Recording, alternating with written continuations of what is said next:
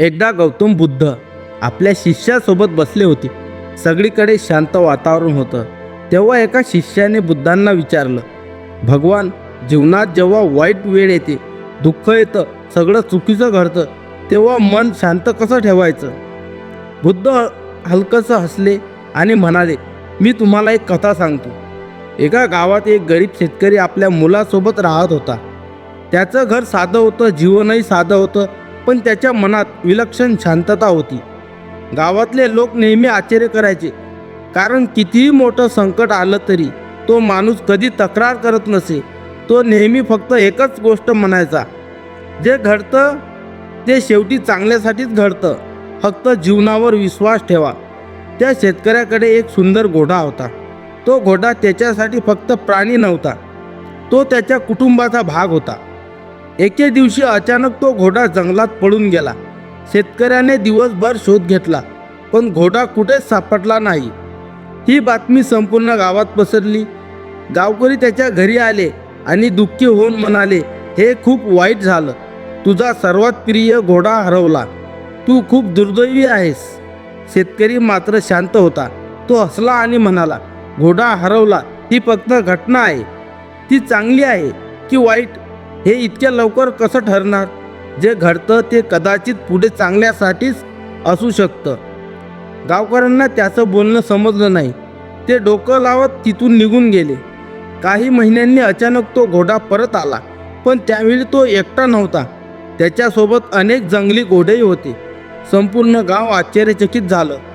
गावकऱ्यांनी आनंदाने धावत शेतकऱ्याकडे आले आणि म्हणाले, वा, तू किती भाग्यवान आहेस.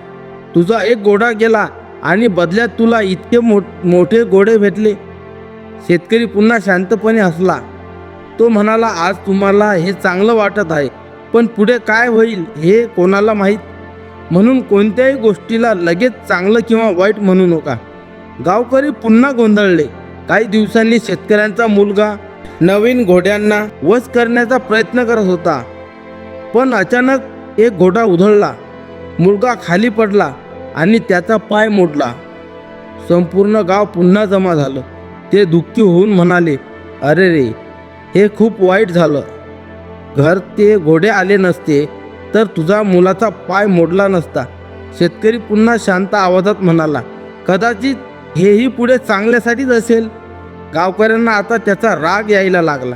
त्यांना वाटला, हा माणूस प्रत्येक गोष्टीत चांगलं कसं पाहू शकतो. काही महिन्यांनी राज्यावर मोठं युद्ध आलं.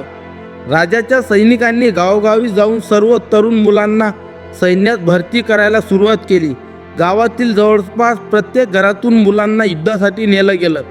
आई वडील रडत होते. सगळीकडे भीतीचे वातावरण होते. पण शेतकऱ्याचा मुलगा जखमी असल्यामुळे त्याला सैन्यात घेतलं गेलं नाही. तो आपल्या वडिलांसोबत सुरक्षित घरी राहिला. तेव्हा गावकरी पुन्हा शेतकऱ्याकडे आले. त्यावेळी त्यांच्या डोळ्यात अश्रू होते. ते म्हणाले, आज आम्हाला तुझं बोलणं समजलं. ज्याला आम्ही वाईट समजत होतो ते तुझ्या मुलासाठी आशीर्वाद ठरलं. बुद्ध आपल्या शिष्यांकडे पाहत शांतपणे म्हणाले, जीवनात कोणतीही घटना अंतिम नसते. आज जे दुःख वाटतं ते उद्या सुखाचं कारण बनू शकतं, आणि आज जे सुख वाटतं ते उद्या दुःखाचं कारणही ठरू शकतं. म्हणून ज्ञानी माणूस प्रत्येक परिस्थितीत शांत राहतो. तो प्रत्येक घटनेला लगेच निर्णय देत नाही. बुद्ध पुढे म्हणाले, शेतकऱ्यांच्या बोलण्यावरून स्वतःचं सुख ठरवू नका, कारण ज्या दिवशी तुम्ही तुमच्या आनंदाची चावी दुसऱ्यांच्या हातात देता त्या दिवशी तुमचं मन कायमचं अस्थिर होतं. जर लोकांनी स्तुती केली तर तुम्ही आनंदी व्हाल, आणि जर टीका केली तर तुम्ही दुःखी व्हाल. पण ज्याने स्वतःच्या मनावर नियंत्रण मिळवले त्याला जगातील कोणतीही परिस्थिती मोडू शकत नाही.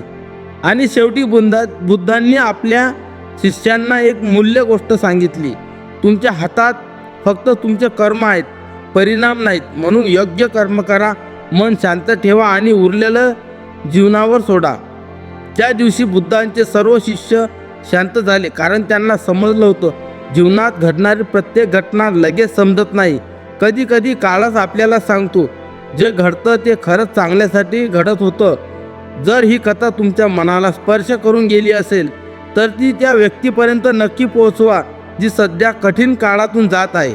अशाच शांत, सत्य आणि भगवान बुद्धांच्या प्रेरणादायी कथांसाठी आमच्या चॅनलला लाईक, शेअर आणि सबस्क्राईब नक्की करा.